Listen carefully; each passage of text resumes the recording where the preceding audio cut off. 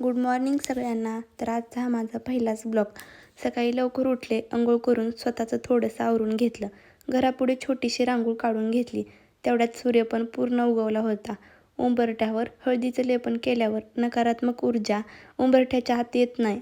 उंबरठ्यावर पण चिटुकली रांगोळ काढून घेतली. पुन्हा सकाळी सकाळी देवपूजा पण केली, कारण देवपूजा केल्यावर मन प्रसन्न होतं. आणि आता मग काय, गरमागरम चहा केला. चहा टोस्टाच दोघांनी पण नाश्ता केला. पुन्हा लागली की स्वयंपाकाच्या तयारीला.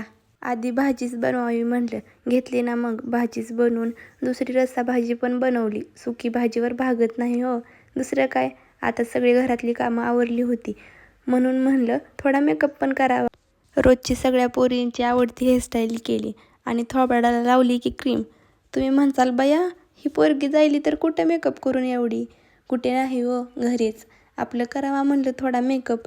तर पहिलाच ब्लॉग माझा कसा वाटला नक्की सांगा.